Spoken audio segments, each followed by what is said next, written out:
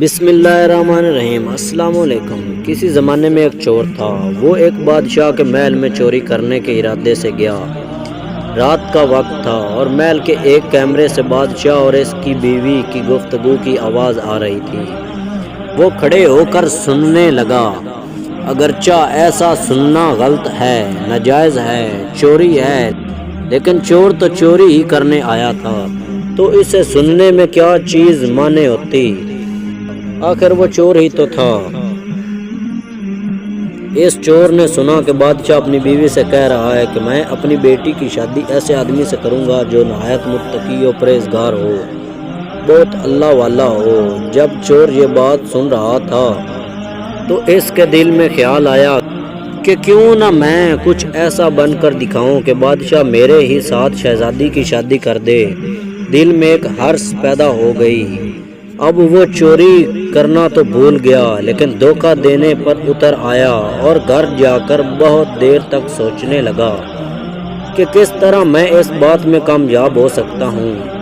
پر ایک تدبیر اس کی سمجھ میں آئی کہ بادشاہ کے محل کے قریب ایک مسجد ہے، اس میں جا کر بزرگانہ لباس پہن کر اور ان کی وضاحت اختیار کر کے وہاں دن رات عبادت میں مشغول ہو کر بیٹھ جاؤں تو شاید یہ بات بادشاہ تک ضرور پہنچے گی کہ کوئی آدمی یہاں ایسا متقی پرہیزگار ہے جو دن رات اللہ کی عبادت میں مصروف ہے کہ ہو سکتا ہے کہ بادشاہ کی نگاہ میرے اوپر پڑ جائے اور میں شہزادی سے شادی کے لیے چن لیا جاؤں۔ یہ اس چور کا ایک نہایت حقیر اور ذلیل دنیاوی مقصد تھا جس کے لیے اس نے یہ ارادہ کیا۔ پھر اس نے اپنے پروردگار کے مطابق بزرگانہ لباس و پوشاک وضاحت اختیار کر کے اس مسجد میں جا کر نمازیں، ذکر و تلاوت، مراقبہ سب شروع کر لیا۔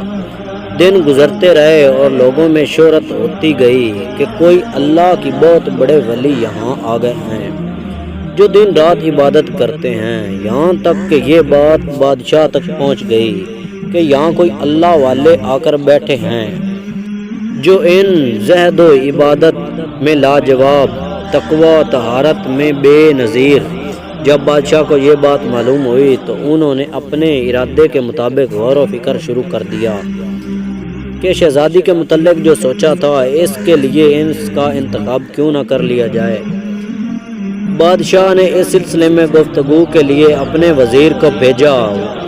وزیر اس شخص کے پاس مسجد پہنچا اور باادب ہو کر اس نے کہا کہ میں آپ کی خدمت عالیہ میں بادشاہ کی طرف سے ایک پیغام لے کر آیا ہوں۔ اس نے پوچھا کہ کیا پیغام ہے۔ وزیر نے بتایا کہ بادشاہ نے کئی سال پہلے یہ فیصلہ کر لیا تھا کہ وہ اپنی بیٹی کا نکاح ایک ایسے شخص سے کریں گے جو بڑا متقی و پرہیزگار ہو، اللہ والا ہو، اور وہ اس کی تلاش میں تھے۔ ان کی جو نظر گئی تو نظر انتخاب آپ پر آ کر رک گئی ہے، لہذا بادشاہ نے مجھے بھیجا ہے کہ اس سلسلے میں آپ سے گفتگو کروں۔ یہ شخص جو دراصل اس تمنا و آرزو میں یہاں آ کر بیٹھا تھا بہت دیر تک وزیر کی گفتگو سنتا رہا۔ اس کے بعد اس کی آنکھوں سے آنسو جاری ہو گئے۔ وزیر نے پوچھا کہ کیا بات ہے تو کہنے لگا کہ آج جو پیغام لے کر آپ آئے ہیں یہ پیغام مجھے منظور نہیں ہے۔ وزیر نے کہا کہ کیوں منظور نہیں ہے؟ ایک شخص نے کہا کہ دیکھیے میں صاف صاف بات آپ کو بتاتا ہوں کہ میں اصل میں ایک چور تھا اور ایک مرتبہ بادشاہ کے محل میں چوری کے ارادے سے گیا تھا۔ پھر جو کچھ بھی ہوا اس کو سنایا اور اس کے بعد اس چور نے کہا کہ میں نے تو یہ وضاحت اس عرض کی وجہ سے اختیار کی تھی، لیکن میں یہاں کر بیٹھا تو میرے خدا نے مجھے اپنا بنا لیا۔ اب بس اس کے بعد مجھے اور کسی کی ضرورت نہیں، میرے لیے میرا خدا کافی ہے۔ بے شک جب عبادت ہو جائے، نماز ہو جائے، ذکر ہو جائے اور ہماری دیگر باتیں واقعی باتیں ہو جائیں تو بے شک یہ نمازیں اور باتیں انسان کو برائی سے روکتی ہیں۔ ویڈیو واچ کرنے کے لیے شکریہ اور ملتے ہیں اگلی ویڈیو میں، تب تک کے لیے اللہ حافظ۔